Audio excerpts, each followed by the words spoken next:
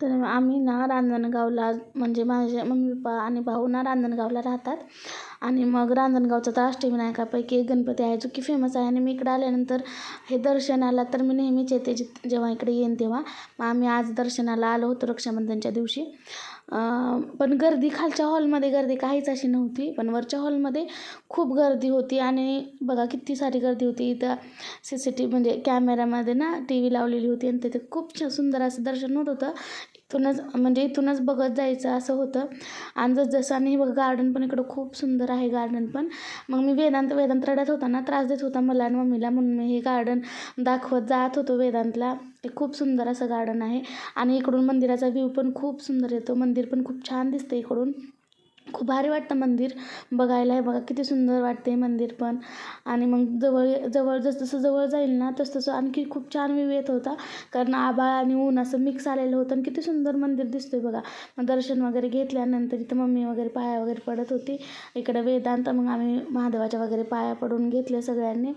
आणि इकडचा आसपासचा परिसर पण खूप मोठा आहे आणि खूप छान आहे. फोटोज वगैरे क्लिक करायला ऐतिहासिक खूप छान वाटतं. फोटोज वगैरे क्लिक करायला हे मंदिर आहे. खूप भारी वाटतं मला तर. पण माझे फोटोज काढायला कोणी नव्हतं त्याच्यामुळं मग मी काय फोटो एक पण नाही काढली.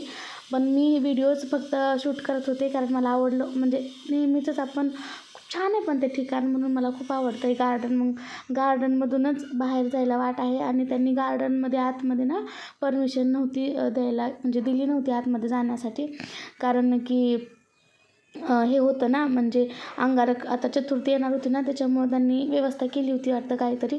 त्याच्यामुळे हे काय सगळीकडे त्यांनी बांबू लावली होती जेणेकरून कोणी पण आत जाणार नाही आणि घाण वगैरे करणार नाही त्याच्यामुळं. पण आमच्या वेदांतला खरं तर आम्ही ना गार्डनला जाऊयात म्हणूनच घेऊन आलो होतो.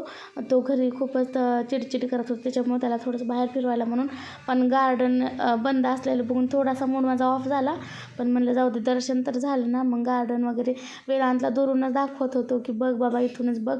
कारण आतमध्ये गेले ना तर लगेच सिक्युरिटी गार्ड वगैरे येत होते ना, त्याच्यामुळं. हे बघा आमचं उंदीर कसं तुरुतुरु पळते. त्याला गेंडा वगैरे दाखवला, त्याला सगळं दाखवायचे ना. आणि तो एवढं फास्ट पळतो ना, कुठं पण काय पण गोष्टी त्याला हा गेंडा हे ते म्हणजे सांगत होते ना मी, तर त्याला खूप भारी वाटत होतं. खूप सुंदर असं आहे हे गार्डन. तुम्ही नक्की एकदा व्हिजिट करा सगळ्यांनी, म्हणजे ज्यांना पॉसिबल आहे. जसं मी तुम्हाला सांगितलंच होतं ना अगोदर की मी नवीन नवीन ठिकाणी वगैरे जाईल. हे काही नवीन ठिकाण नाही, हे सगळ्यांना माहीत आहे, पण बरेच जण गेलेच नाही आहेत. मग त्यांना दर्शन भेटलं इथूनच. तर माझा असा प्रयत्न असणार आहे की सगळ्यांना म्हणजे तुम्हाला नवीन नवीन गोष्टी दाखवण्याचा प्रयत्न मी नक्कीच करणार आहे. त्याच्यामुळं आपल्या चॅनलला नक्की सपोर्ट करा, लाईक करा, शेअर करा. आणि हा ठिकाण कसं वाटलं आणि गणपतीचं तुम्हाला दर्शन झालं ना, व्हिडिओमध्ये तर म्हणजे त्या TV मध्ये तर दर्शन करवलं तुम्हाला. तर तुम्हाला दर्शन झालं का आणि तुम्हाला कसं वाटलं हा ब्लॉग मला नक्की कमेंट करून कळवा. काही चुका असतील तर त्या पण मला मेन्शन करा, म्हणजे मी त्यात सुधारण्याचा नक्की प्रयत्न करेन. आणि अशाच नवीन व्हिडिओज पाहण्यासाठी ना माझ्या चॅनलला सबस्क्राईब करायला विसरू नका. आणि बघा खूप सुंदर ठिकाण आहे, तुम्हाला जमलं तर नक्की व्हिजिट करा. चला बाय, भेटूया नेक्स्ट ब्लॉगमध्ये. बाय.